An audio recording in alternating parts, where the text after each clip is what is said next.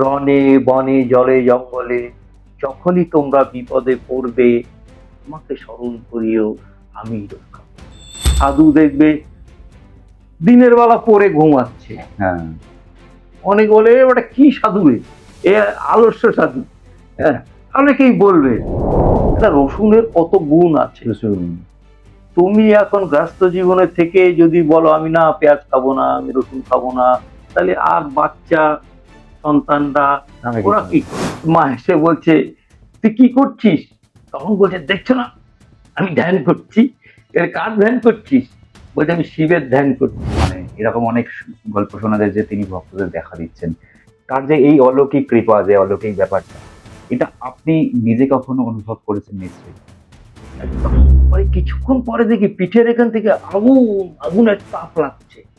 আরে ভাই, আগুনের তাপ, এত তাপ আমি সহ্য করতে পারছি না, যে এত তাপ কোথা থেকে? ও করে কেঁদে দিয়েছি যে বাবা আমি আর সহ্য করতে পারছি না। উনি হঠযোগ, ক্রিয়াযোগ, জ্ঞানযোগ সব যোগ ওনারা করতে পেরেছে। বলেছে অত পেঁয়াজ করছে, জিলিপি একদমই, পেঁয়াজ হ্যাঁ। পেঁচাতে হবে না, তুমি সরাসরি বাবার নাম নাও, চুপ করে বসে থাকো, বাবারটা বাবাই দেবে।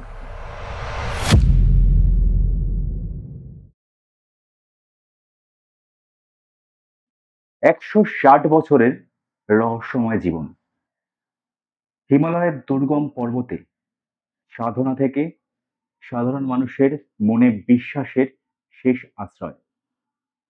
লোকনাথ বাবা, তার কথা শুনলে মানুষের মনে এমন বিশ্বাস, এমন ভক্তি, এমন জিনিস আসে যা কিন্তু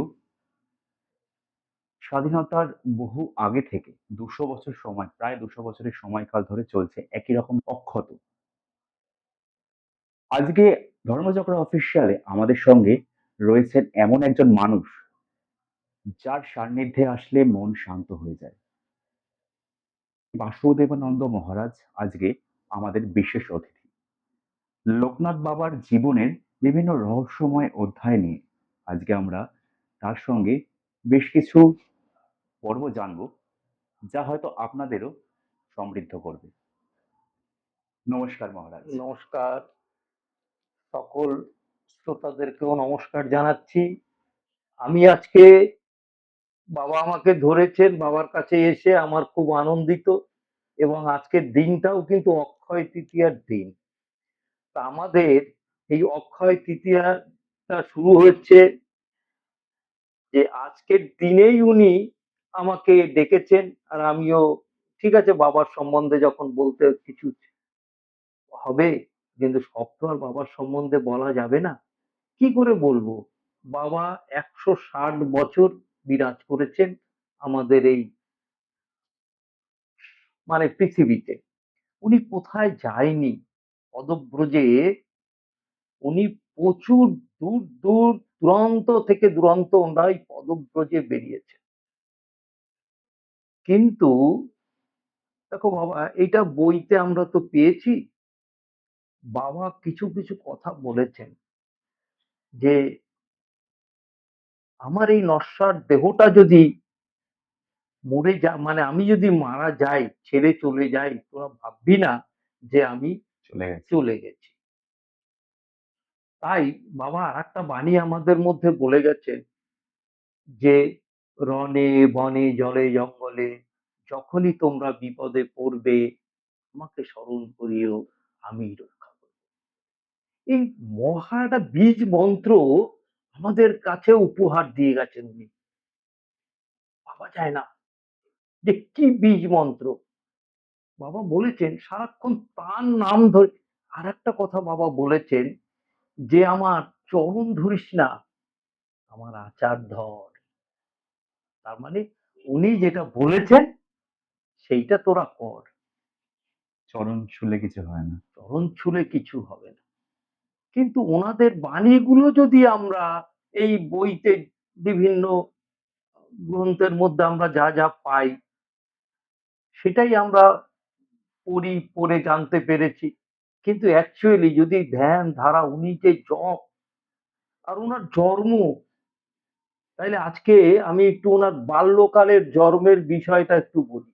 হ্যাঁ, তার মানে বাল্যকালের যে অনেক অলৌকিক ঘটনা যেগুলো আমরা হ্যাঁ, জানি না। মানে জানা। অনেক সময় মানে লোকনাথ বাবা সম্পর্কে এতটা মানে যখনই আমরা আলোচনা করি, অনেকটা প্রাচীন ইতিহাস তো। হ্যাঁ, তাতে কি হয় যে আমাদের মনে হয় যে স্বাধীনতারও মানে ব্রিটিশ সাম্রাজ্যের সময়কাল সেক্ষেত্রে আমাদের কাছে একটা ধূসর স্মৃতি চলে আসে।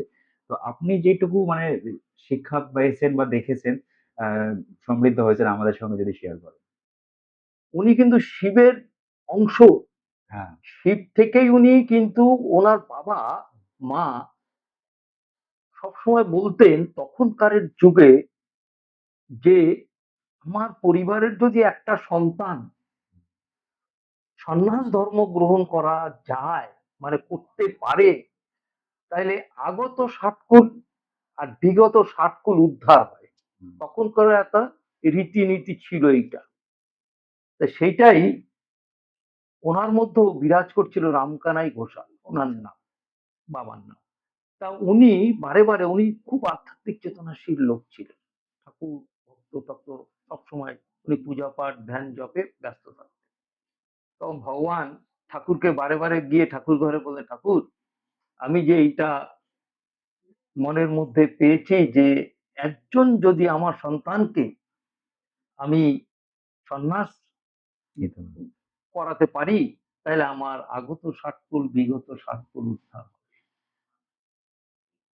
তা মনের মধ্যে ওনার ওটা, ওনার আমি একটু শর্টেই বলছি, কেন এগুলো বৃহৎ হয়ে যায় তো।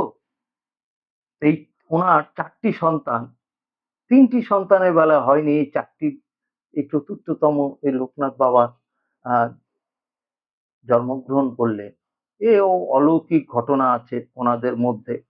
স্বয়ং শিব এসে আ ওনাকে রাম মানে ওনার বাবাকে বলছিলেন যে, "আমি পুত্র রূপে তোর ঘরে আসছি। যা, আচ্ছা। তোর এইটা কামনা হবে। মানে তোর সিদ্ধিটা হলো।" তখন ওনার ওয়াইফও এইটা দেখেছেন। লোকনাথ বাবার মাও একটা ওনার বাড়িতে শিবলিঙ্গ ছিল। সেই শিবলিঙ্গকে পুজো, সন্ধ্যা আরতি করার সময় তখন উনি দেখছেন ওই দিব্য জ্যোতি শিবলিঙ্গ থেকে বেরিয়ে এসে ওনার হুম, শরীরে প্রবেশ করলো। ওইটা দেখে উনি সেন্সলেস হয়ে গেছেন, পড়ে গেছেন। তখন গিয়ে রামকানাই ঘোষাল ওনাকে কোলে তুলে নিয়ে এলেন। এনে নিয়ে তারপরে জ্ঞান ফেরার পরে ওনাকে বললেন, "কি ব্যাপার?" তখন এই ঘটনাগুলো বলল।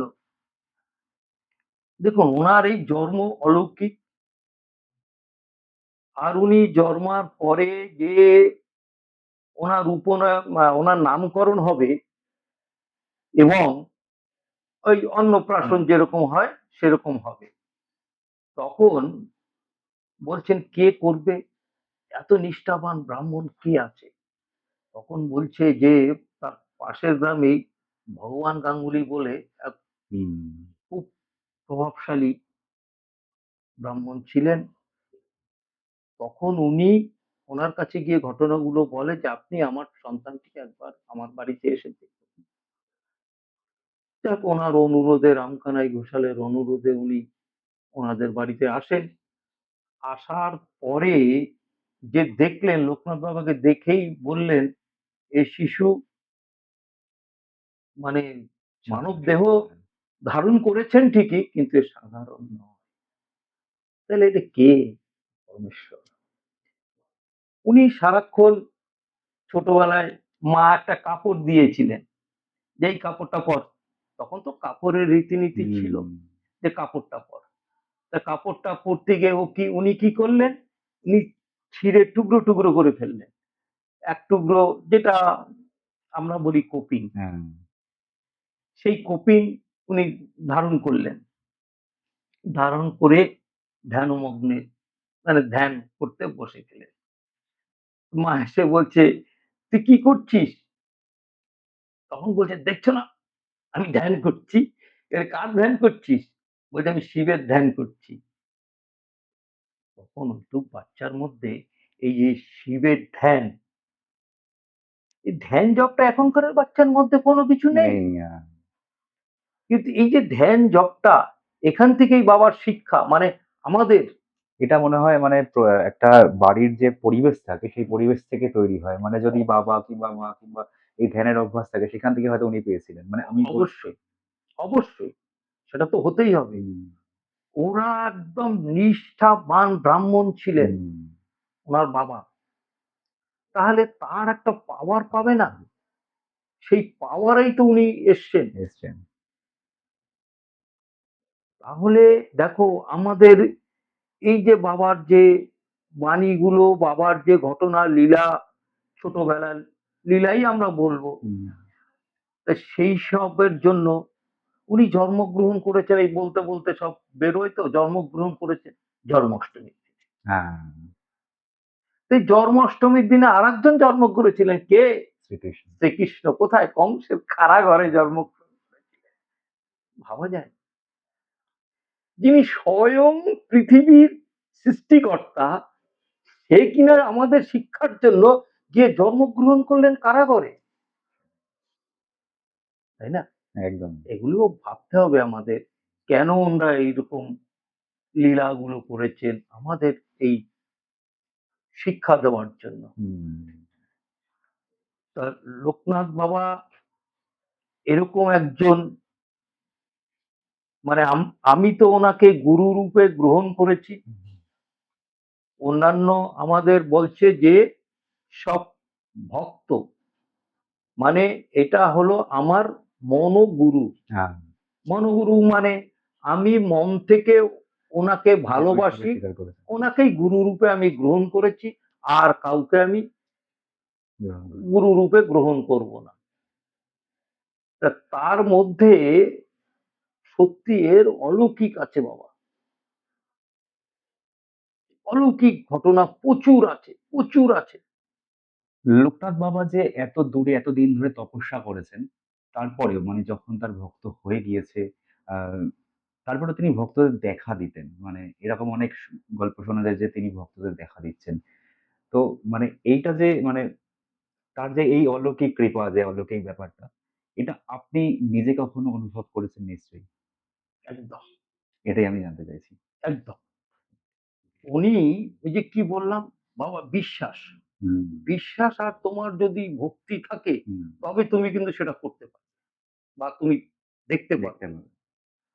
কিন্তু আমি তো কি বলবো, একটা যদি আমাদের শেয়ার করেন, মানে যদি সম্ভব হয়। আমি বলছি না কারণ অলৌকিক জিনিস শেয়ার করাটা একটা ব্যাপার থাকে। তারপরেও আমি বলছি যে যদি মানে আমাদের দর্শকদের জন্য কিছু তাহলে আমি একটু অমরনাথের একটা ঘটনা বলি। একদম, একদম। আমি ১ম বার আমি অমরনাথ যাচ্ছি। তা যেতে, যেতে একা, অন্য আমাদের এই অঞ্চলের প্রচুর লোক গেছে। কিন্তু আমার, আমি গেছি ট্রেনে আর সবাই ফ্লাইটে টেলাইটে যায়। তা আমার অত অর্থ নেই বাবা, আমি ট্রেনেই যাব। হুম, তা ট্রেনে আমি ওই টিকিট কেটে জম্মু তাওয়াইতে করে আমি যাচ্ছি অমরনাথ। তখন আমি একটা লোয়ার পরেছি উলিকট, আর এইখানেও আর একটা উলিকটের মানে পুরো সেটটা আমি পরে গেছিলাম। হুম, মাংকি টুপি টুপি ছিল। যখন হাঁটাটা শুরু করি তখন মানে তোমার শেষ নাগে গিয়ে তারপরে যে শুরু করলাম হাঁটাটা। তো ওখানে যাওয়ার পরে কিছুক্ষণ হাঁটার পরে দেখি ঠান্ডা লাগছে আমার প্রচন্ড। তখন ঠান্ডা লাগছে, তা আমি বললাম আর তো আর গার কিছু নেই, কি গায়ে দেবো? তা পাহাড়ের গায়ে একটু হেলান দিয়ে ব্যাগটা নিয়ে আমি একটুখানি এরকম করছি। তখন লোকজন যাচ্ছে, বাবা শরীর খারাপ নাকি? হ্যাঁ একটু খারাপ লাগছে, আমি একটু পরে বলছি ঠিক আছে, তোরা একটুখানি বসে তারপরে আস্তে আস্তে এগো। তা আমি ঠান্ডায় আর পারছি না। কেন যে হলো সেটাও আমি বুঝতে পারলাম না। এত ঠান্ডা কি করে এলো? তখন আমি গুরুদেবকে স্মরণ করলাম।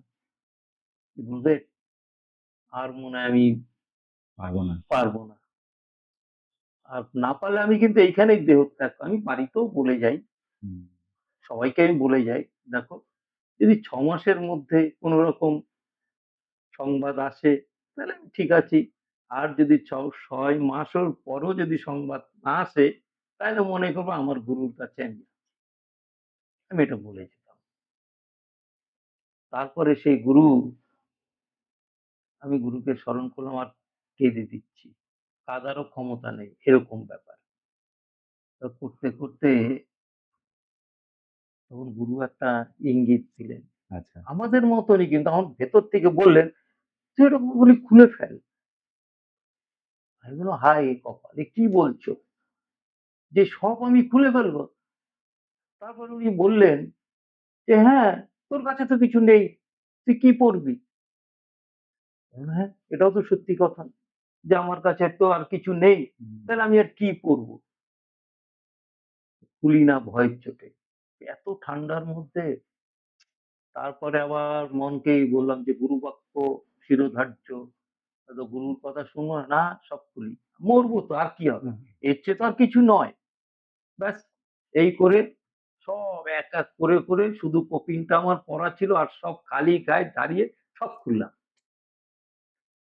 খোলার পরে বাবা আর দাঁড়াতে পারছি না। মানে শুয়ে, মানে সে দাঁত ফাত আর হাঁটু ফাটু গুলোকে কিরকম জানি আচ্ছা, একটা হয়ে যাচ্ছে।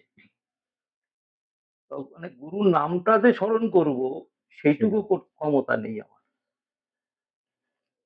পরে কিছুক্ষণ পরে দেখি পিঠের এখান থেকে আগুনের তাপ লাগছে। আরে ভাই, আগুনের তাপ, এত তাপ আমি সহ্য করতে পারছি না।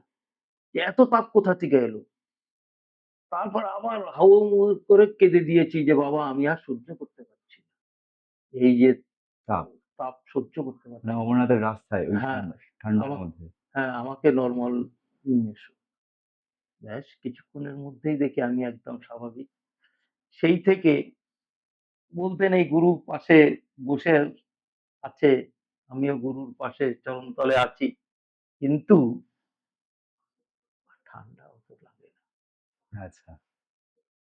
মানে ওইটাই একবার হয়েছে তারপর থেকে ঠান্ডাটা আমি শীতে বলো, আ যখনই বলো, এই একটাই জামা, হয়তো কোনো রকম একটা পাঞ্জাবি ধারণ করলাম বা এরকম উত্তরিয়ান গায়ে দিয়ে আমি বেরিয়ে পড়ি। আর কোনো কিছুই লাগে না। লাগে না। ওই যে বললাম না, একে বলে গুরু। ওই যে উনি তো বলেছিলেন, আমি নশ্বর দেহটা ছেড়ে যাচ্ছি বলে তোরা ভাবছিস যে আমি মরে গেছি। না, স্মরণ করলেই সবসময় পাওয়া যায়। একদম, একদম স্মরণ করলেই বোঝা যাবে।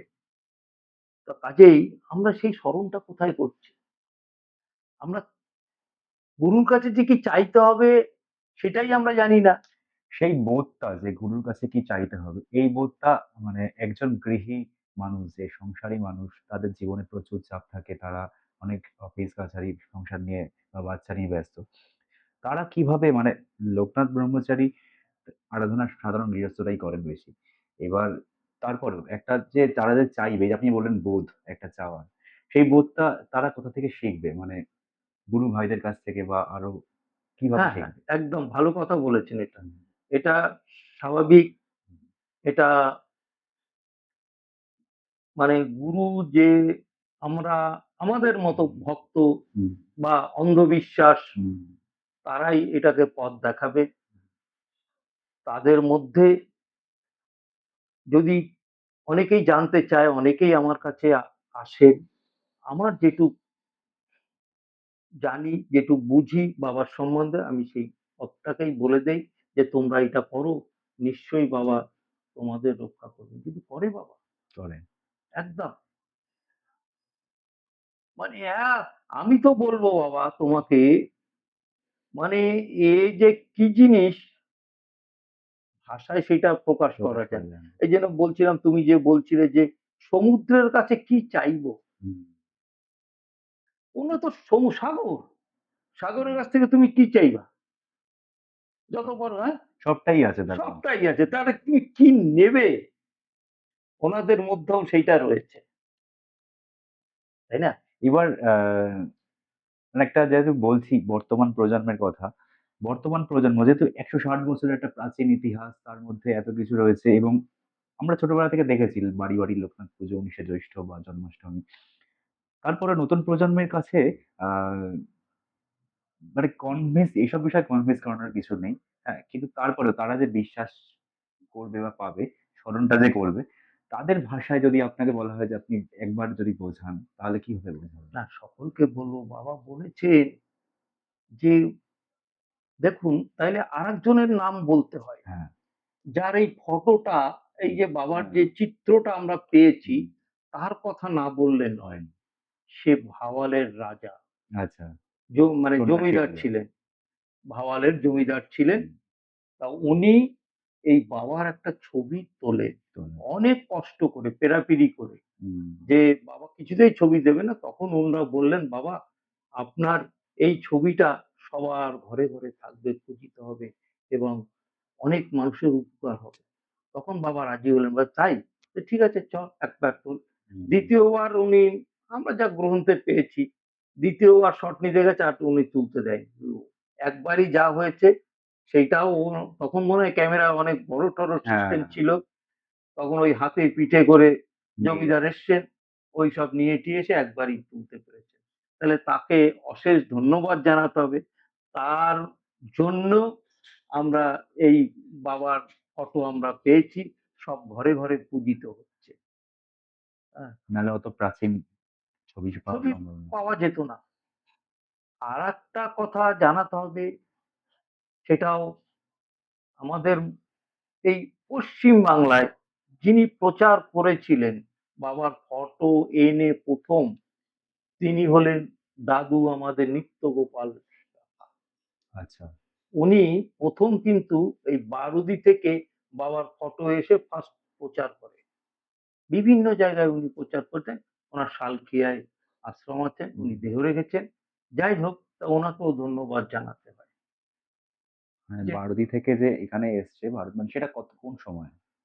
ওই সেইটা ব্রিটিশ অত, হ্যাঁ, হ্যাঁ, অত বলা সম্ভব না। আচ্ছা, দেখো, এটা দীর্ঘদিনের ব্যাপার, হুম। সেটা বলা সম্ভব না। আচ্ছা, একটা বিষয় মানে আমি যেটুকু পড়েছিলাম যে নেপালের ওখানে মনে হয় কোথাও তপস্যা করছিলেন, যেখানে বনের মধ্যে অনেক বাঘ, সিংহ কিংবা অনেক হিংস্র প্রাণীরা এসেছিল এবং তারাও সাধনার বলে বা সিদ্ধে হিসেবে ফিরে গিয়েছিল। তো এরকম মানে আপনাদের মানে কিছু শুনেছেন এরকম কিছু বিষয়? হ্যাঁ, সেরকম।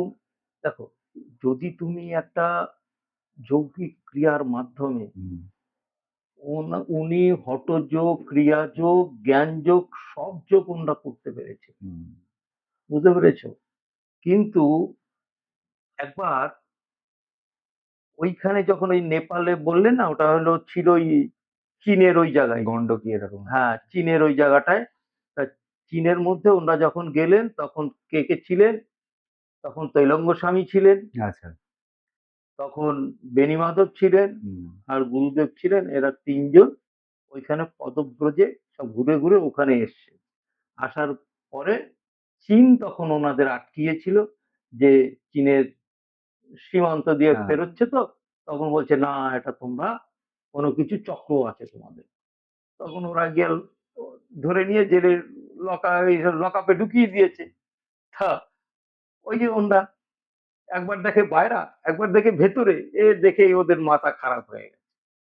এই জন্য ওই, না না না, এটা আগে ছাড়ো, তারপরে এদের ছেড়ে দিই। এগুলো হলো যোগের মাধ্যমে এগুলো করা সম্ভব। সম্ভব হয়। ইচ্ছে করলে অন্য অনেক কিছু করতে পারে। একটা যোগের মাধ্যমে। যোগ প্রচন্ড সাধনা। সবাইকে বলবো, গুরু যেসব কথাগুলো বলে গেছেন, সবাই একটু বই পড়ুন, বা ওনার যেইভাবে ভালোবাসেন। উনি বলেছেন সারা দিনে একবার ওনার নাম নিলেও হবে। হবে। মানুষ, কঠিন সাধনা নয়। না, উনি সেই কঠিন সাধনা করতে বলেননি। উনি বলেছেন তোমরা একবার নাম নিও। যা যখন উনি বলছেন, আবার ওই যে রণে বনে জলে জঙ্গলে যখনই তোমরা বিপদে পড়বে, আমাকে স্মরণ করিও, আমি রক্ষা। এই কথায় আরেকটা কথা, আমাদের বাংলাদেশে ওই তোমার ওই জায়গাটার নাম, যেখানে দাবানলটা লেগেছিল, ভুলে যাই তো অনেক আগে। আম, ওই জায়গাটার নামটা, তো সেখানে বিজয় কৃষ্ণ গোস্বামী ওখানে বসেও সাধনা করছিলেন। নামটা মনে পড়বে। হুম, তো ওখানটায় দাবানল লাগে। হুম, দাবানল লাগার পরে চন্দ্রনাথ পাহাড়, আচ্ছা, আচ্ছা, চন্দ্রনাথ পাহাড়ে যখন সাধনা করছেন, তখন গুরুদেব দেখছেন যে ওখানটায় বিজয় আটকিয়ে আছে। মানে আচ্ছা, বিজয় কৃষ্ণ গোস্বামী ওখানে সাধনায় দাবানলে পড়ে রয়েছে। তখন ওই শূন্য মার্গে গিয়ে ওই বিজয়কে কোলে করে নিয়ে নিচে নিয়ে চলে এসছেন। কত বড় দেহ চেহারা, তাইলে এগুলো বিজয় কৃষ্ণ গোস্বামী তখন তো সেন্সেস হারিয়ে গেছে। তখন উনি বুঝতে পারেন নাই কে ওনাকে নাম। যখন 12 দিবসে ওনার সাথে সাক্ষাৎ হয়, তখন বলছে এই সেই লোক ছিল। বিজয় কৃষ্ণ গোস্বামীও পাহাড়ে কিন্তু গেছে গুরু খোঁজার জন্য। একদম। কিন্তু সেখানে গিয়ে সাধু বাবারা সবাই অনেকেই বলছে, "এই তুই এখানে কেন ঘোরাঘুরি করছিস? তোর গুরু তোর বাড়িতে আছে, যা, মানে তোর কাছেই আছে।" আছেই আছে। তা কাজেই এই যে এই ব্যাপারগুলো, এটা এগুলো দেখো, এগুলো পরজন্মের একটা রীতিনীতি না থাকলে পরে, সুকৃতির না ফল থাকলে হয়। এগুলো হয় না। কেউ একটা, তুমি চট করে একটা গেরুয়া পরে হাঁটতে পারবে? না। তার একটা পূর্ব জন্মের একটা সুকৃতি থাকে। বা তুমি, কেউ যদি সাদা ড্রেস অনেক কিনতে পাওয়া যায়, হুম। তো সবাই তো একটা সাদা পরে ঘুরে বেড়াতে পারে, ব্রহ্মচারী তো হওয়া না এত সহজ নয়। যে লোকে বলে যে সাধু, সাধু যে দুটো কথা যে কি মানে পাওয়ারফুল, এটা বুঝিয়ে শেষ করা যাবে। মহারাজ যেখানে লোকনাথ বাবার যে একটা সংকল্পের শক্তি, মানে তার যেভাবে তিনি যে অভয় বাণী দিয়েছেন, যে বিশ্বাস মানুষকে দিয়েছেন, সেই বিশ্বাসগুলোর উপরে ভিত্তি করে এত বছর ধরে মানুষ সেই বিশ্বাসের পথেই চলছে। এই পাওয়ারটা তো মানে সব সাধকের মধ্যে থাকা সম্ভব নয়। মানে এটা একই রকমভাবে অক্ষত রয়েছে এত বছর ধরে। তার মধ্যে নিশ্চয়ই অবশ্যই এমন কিছু বিষয় রয়েছে তার থেকে মানুষ পাচ্ছেন তাই জন্য।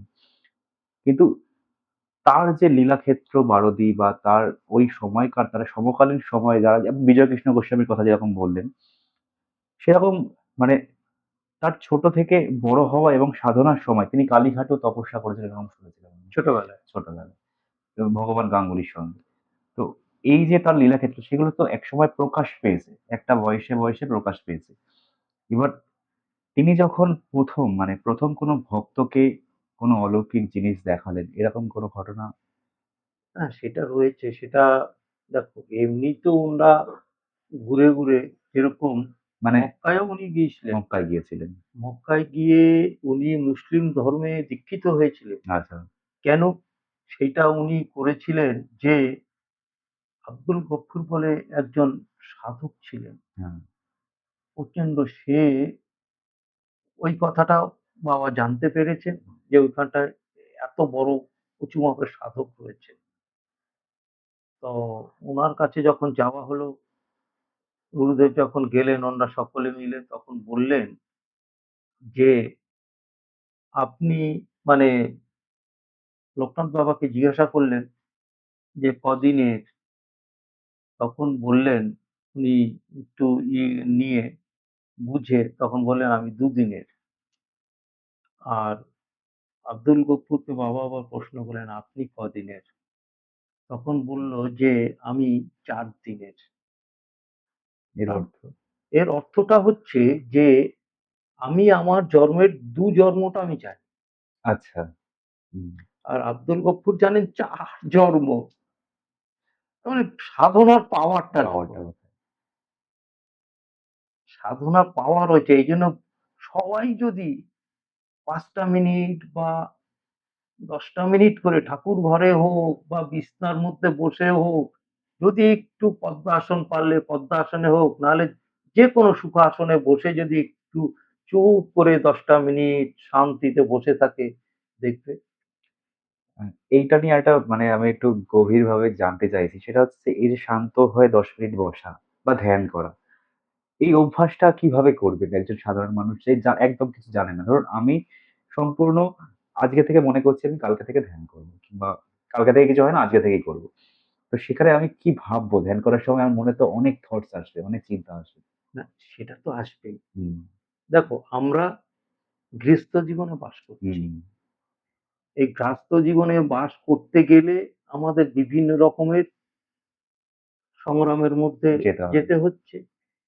এইটাই আমি ৫ মিনিট করে যদি আপনি বসেন না একই জায়গায়, একই আসনে, একইভাবে যদি আমি বসতে থাকি, তখনই দেখবেন একটা গাছ যদি আপনি লাগান, একটা বীজ রোপণ করলেন, হুম, তক্ষুনি কি আপনি গাছটা হবে উঠবে? না। এক মাসে ২ মাসে গাছটায় কি ফল দেবে? না। না। ওইটা আস্তে আস্তে বৃদ্ধি পাবে, ও তখন ফল দেবে। ওকে যত্ন করতে হবে তো। হুম, ওকে একটু জল দিতে হবে, ওকে খোঁচাতে হবে। এই আমাদের সাধন পথেও তাই। যে আমি চুপ করে ধ্যানে ১০ মিনিট বসে রইলাম, হবে না। এটা অভ্যাস। হুম, ওইজন্য বলে না, মানুষ অভ্যাসের দাস। দাস। তো অভ্যাস যদি আমি ওখানটায় ৫ মিনিট, আজকে ৫ মিনিট করলাম, তবে কি সবসময় খেয়াল রাখতে হবে একই স্থানে বসতে হবে। একই স্থানে মানে লোকেশন একই জায়গায়। লোকেশনটা একই জায়গায় আর রাখতে ঠাকুর হবে। ঘরে বসে ঠাকুর ঘরে ঠাকুর বিছানায় ঘরে, বসে। বিছানায় যদি তুমি বসো, বিছনায় হুম। এইভাবে করে তাহলে একটা জায়গার একটা না মাহাত্ম্য হয়, আচ্ছা, জায়গার একটা ভাইব্রেশন তৈরি হয়। তৈরি হবে। আস্তে হবেই। মেরুদণ্ডটা যদি তুমি সোজা করে রাখতে হুম। পারো, আর খাবার-দাবারও অনেক একটুখানি সংযমী যদি হওয়া যায়। খাবার-দাবার নিয়ে যে একটা বিভেদ যে আমি জানি না যে আ এইখানে কিরকম আছে মানে নিরামিষ, আমিষ। নিরামিষ, আমিষের কি এরকম কোনো মানে গুণ আছে, খাদ্য গুণ আছে? হ্যাঁ, ওটা তমোগুণ পয়দা হয়। সেটাই বলছি হ্যাঁ। কত গুণ? কেন? ধরো আজকে পেঁয়াজ, রসুন অনেকেই খাচ্ছেন না, হুম, বলছেন খেলে এইটা খুব তোমার এইসব সাধন পথে যাওয়া যাবে না। এখন অনেকেই বলছেন। বলছেন। কিন্তু দেখো, আমার শরীর এখন খারাপ।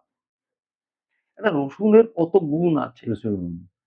তুমি এখন ব্যস্ত জীবনে থেকে যদি বলো আমি না পেঁয়াজ খাবো না, আমি রসুন খাবো না, তাহলে আর বাচ্চা সন্তানরা তাহলে কি ওরা কি করবে? করবে? হুম, একসময় চাইবে তোমার শরীরে খেতে ইচ্ছে করবে। প্রয়োজন পড়বে না। যতদিন তোমার শরীরে আত্মা চাচ্ছে, নাও, মানে শরীর যখন ফিরিয়ে দেয়, প্রত্যাখ্যান করে তখনই সেই খাবারগুলো ছেড়ে দেওয়া উচিত। তখনই ছাড়াটা উচিত। হ্যাঁ, তবে একদম তুমি তোমার জীবন থেকেও যদি দেখো, তখন দেখবে ওইগুলো মানে আসবেই একটা না। সময় পরে মানুষ মাছ ছেড়ে দিচ্ছে বা মাংস ছেড়ে দিচ্ছে। এটা অনেক সময় হচ্ছে গন্ধ লাগছে বা এরকম গন্ধ ইয়ে হচ্ছে। তখন তার শরীর ফিরিয়ে দিচ্ছে সেই একদম, খাবারটা। একদম। তখন তার ইচ্ছেই হবে না। কেন? এবার এটা বিজ্ঞানগতভাবে কতটা সত্যি মানে হয় মানে শরীরের একটা যে ফর্ম হয়, ছোটবেলায় অনেকটা পুষ্টি দরকার লাগে। একটা পুষ্টি যখন কমে যায় তখন মনে হয় এটা শরীর ডিক্লাইন করে আর এটাই মানে মানসিকতাতেও চেঞ্জ হয়। মানে মনের সঙ্গে শরীরের এইখানে সম্পর্ক আছে মনে হয় আমার। একদম, একদম। মনটা কি? মনটা তো তার থেকে সৃষ্টি পাওয়ার। হুম, কিন্তু আবার দেখবে কখনো তোমার মনই বলে দেবে তোমার ওইটা খেতে ইচ্ছা করছে। হুম, হুম, তার মানে কি এটা কিন্তু ভগবানেরই সৃষ্টি। একদম। তুমি যখন দেখবে তোমার একটা রোগ হয়েছে, তুমি ওইটা খেতে বারে মনে ইচ্ছে হচ্ছে, হুম। প্রকাশ হচ্ছে। কিন্তু তুমি খাচ্ছ না ভয়ের চোটে, না শরীরটা আমার খারাপ হয়ে যাবে। কিংবা কিন্তু ধর্মের ভয়ে খাচ্ছে না হ্যাঁ, অনেকে। তুমি ওটা খেয়ে দেখো, ওটা খেলেই দেখবে তুমি শরীর সুস্থ হবে। কিন্তু অনেক সময় এই জপ ধ্যান করলে না, তখন তোমার খাওয়ার ইচ্ছে হবে না। ধর একটা সাধু দেখবে দিনের বেলা পড়ে ঘুমাচ্ছে। হ্যাঁ, অনেকে বলে, "এ ওটা কি সাধু রে? এ আলস্য সাধু।" হ্যাঁ, অনেকেই বলবে। কিন্তু সে জানে না যে ও সারারাত ধরে জপ ধ্যান করে। জপ ধ্যান নিরক্ত। ওই সময়টাই আসল সময়। ওই সময়টা আসল। উনি ওই সময় বসে জপ ধ্যান করেছেন। কিন্তু পরবর্তী স্টেজে উনি একটু শুয়ে একটু রেস্ট নিচ্ছেন। কিন্তু যদি উনি রেস্ট নাও নেন, উনার শরীর কখনো খারাপ হবে না। ক্লান্ত বোধ আসবে না। জপ ধ্যানের এখানেই মাহাত্ম্য। এখানে প্রচুর মাহাত্ম্য আছে। জব করতে তুমি দেখবে একেকটা তখন এই যে ওই যে আউট চিন্তাগুলো আসে। হ্যাঁ, মানে আমাদের যে একটা আনকন্ট্রোলড থট চলে, এটা আমাদের অনিয়ন্ত্রিত ভাবনা চিন্তা। এটাই সাধারণ গৃহস্থদের একটা সমস্যা হয়ে যায়। মানে সেইটা যদি জপ ধ্যান করা হয় বলে যে সেটাকে একটা নিয়ন্ত্রিত মানে আমার ভাবনাকে আমি নিয়ন্ত্রণ করতে পারবো। এটা সত্যি হয়। গীতাই তো বলেছে হ্যাঁ, যে তোমার শত্রু তুমি, তোমার তোমার চিন্তা। বন্ধু তুমি। আত্মা। তো গীতায় তো বারে উল্লেখ করেছেন। একদম। তাই গীতাও যদি মানুষ, আমি তো বলবো সবাই, সবাইকে ছোট একটা বাচ্চা ছেলে বা একটা বড়, আমি অনেক জায়গায় আমি বলেছি, একটু গীতা পড়ুন না। সহজ কিন্তু। হ্যাঁ, বাংলা আছে, বাংলা ভাষায় রয়েছে। বাংলা ভাষায় দেখবেন সব দেওয়া আছে। কৃষ্ণ এটা অর্জুনকে কোথায় এটা বলেছেন? যুদ্ধের সময়। যুদ্ধের সময়। হ্যাঁ? তো এটা ভাবা যায়? তখন মানুষকে শিক্ষা দিচ্ছে যে তুমি যুদ্ধ করো। হ্যাঁ, কেন? তুমি ক্ষত্রিয়, তোমার ধর্ম। তোমার ধর্ম এটা যুদ্ধ করার। তা যুদ্ধ তোমার, সে তুমি হারো বা মরো, তোমার যুদ্ধ করতেই হবে। এই যে আমাদের কথাগুলো যে বলেছে, অপূর্ব কথাগুলো। জীবনের একটা শিক্ষা। হ্যাঁ, মানে সেখানে তো গীতার মানে যেখানে একই রকমভাবে ক্ষত্রিয়র ধর্ম যুদ্ধ করা, ব্রাহ্মণের ধর্ম পূজা পাঠ করা বা জ্ঞান বিতরণ করা। এরকম যে প্রতিটা ক্লাসের আমাদের সমাজে রয়েছে, সেইটা তো মানে গীতা থেকে আমরা যেরকম শিখতে পাই, একই রকমভাবে বাবার যে বাণী সেটা খুব সহজভাবে কিন্তু আমরা শিখতে পারি অনেক কিছু মানে পুরোটাই। না রয়েছেন বাবার বাণীতে অনেক কিছু, বই ফইতে রয়েছেন। বাবা বলেছে অত প্যাঁচ গোছে জিলিপির একদমই প্যাঁচ হ্যাঁ। পেঁচাতে হবে না। তুমি সরাসরি বাবার নাম নাও, চুপ করে বসে থাকো, বাবারটা বাবাই জোগাড় করবে। এই ইলেকট্রিকে দেখো, এই যে কথা যেটা আমরা দেখতে পাই না, ইলেকট্রিক তার আছে দুটো, হুম, নেগেটিভ আর পজিটিভ। পজিটিভ। তাই নেগেটিভের কি আমরা কোনো কিছুর মধ্যে কি আছে বুঝতে পারি? না। ওটা ধরলে পরে বোঝা যাবে কতটার মধ্যে কারের পাওয়ার আছে, ছিটকে ফেলে দেবে। হুম, একটা নেগেটিভ আর পজিটিভ যখন তোমার ওইটার মধ্যে শুরু হয় তখন একটা বাল্ব জ্বলবে, চলবে। এর আগে জ্বলবে না। তা কাজেই আমাদের মধ্যেও তাই, যদি আমরা মনে করি হুম, কেন ওনরা হলো পজিটিভ, আমরা আমরা হলাম নেগেটিভ। নেগেটিভ। সেই নেগেটিভ আর পজিটিভটাকে দিয়ে একটা বাল্ব জ্বালাতে হবে। সেটা কোথায়? এই ভ্রুকুটির মধ্যে একটা বাল্ব। এইসব আলো তুচ্ছ, এইসব আলো তুচ্ছ গো, বাইরের জগৎ জ্যোতি আসবে একটা। ভীষণ ক্ষমতা তুমি উপলব্ধি করতে পারবে। যে কি নেই এই দেহটার মধ্যে, সব রয়েছে তো। যা চাইবে তাই রয়েছে। যা চাইবে, এই যেন বলে না, চুপ করে ঘরের কোণে বসে থাক, কোথাও তোর যেতে হবে না। এরকম কি ব্যাপার আছে? আমি জানতে চাইছি। মানে যখন অন্ধকারে সাধনা করা মানে একটা ঘর যখন চারিদিক থেকে অন্ধকার থাকবে আর আপনার যদি চিন্তা স্থির থাকে এক জায়গায়, তাহলেই কি ভেতরের আলো প্রজ্বলিত হয়? এরকম কোনো না, ব্যাপার আছে? না। এটা করতে, করতে হয়ে যায়। এটা যতদিন তুমি বললে না অভ্যাসের দাস। অভ্যাসের দশায়। অভ্যাস যত করবে তত দেখবে তুমি এগোচ্ছে। সে দিনের বেলা লোকনাথ বাবাদের যখন সাধনা করতেন তখন ওরা জঙ্গলে ১ম এ গিয়ে ওনারা বসে সাধনা করেছেন। হুম।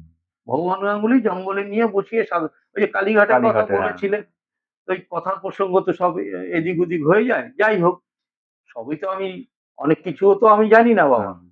তা তখন এই কালীঘাটে বসে দেখো কতটা, তখন ওনাদের সেন্স, ওই ছোটবেলা বালক হুম। যখন ছোটবেলায় ওনারা সন্ন্যাস ধর্ম গ্রহণ করে বাড়ি থেকে বেরিয়ে চলে গেলেন ভগবান গাঙ্গুলির হাত ধরে। ভগবান গাঙ্গুলির দায়িত্ব নিলেন হুম। বেণীমাধব আর লোকনাথ বাবাকে। হুম। ওই লোকনাথ বাবা ছোটবেলায় কিন্তু সবাই খেলার ছলে সবাইয়ের হাত দেখতো, আচ্ছা। যে দেখি তোর হাতটা, হ্যাঁ। দেখি তোর হাতটা, এইভাবে করে হাত দেখতো। অর্থাৎ তোদের কাউরি আহ, ই- ঠাকুর ঈশ্বর দর্শন হবে না। হ্যাঁ, বলছে দর্শন হবে না। তখন বেনি মাধব, ও ছোটবেলার হ্যাঁ। বন্ধু, উনিও হাতটা বার করে দিলেন যে আমার হাতটা দেখতো লোকনাথ, আমি কি ঈশ্বর লাভ করতে পারবো? তখন বললেন হ্যাঁ তোর আছে, তোর রয়েছে। এই ব্যাপারটা ওনার মধ্যে, উনি তো স্বয়ং শিব, সেই। ওই রূপে উনি এসছেন। সেগুলো কি আমাদের মানুষকে বোঝাবার জন্য, শিক্ষা দেওয়ার জন্য হুম। উনি করেছেন। আমরা সাংসারিক লোক, অত প্যাঁচ গোছে না গিয়ে ১০টা মিনিট যদি আপনি কাউকে এক জায়গায় বসতে বলেন, হ্যাঁ। বসবে না। আমার এইটা এখন করতে হবে, কালকে আমার এইটা করতে হবে, বাবা এখন ১০ মিনিট বসাতে হবে না। সময় নেই।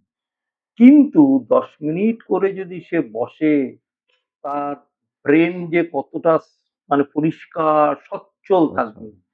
আমরা কিন্তু অনেক সময় সেই মিথ্যে কথায় এইভাবে এত করে বলি যে কাক কোনো খাবার-টাবার লুকিয়ে রাখলে ও তো এক চোখ বন্ধ করে লুকিয়ে লুকিয়ে রাখে। পরে আর খুঁজে পায় না তো।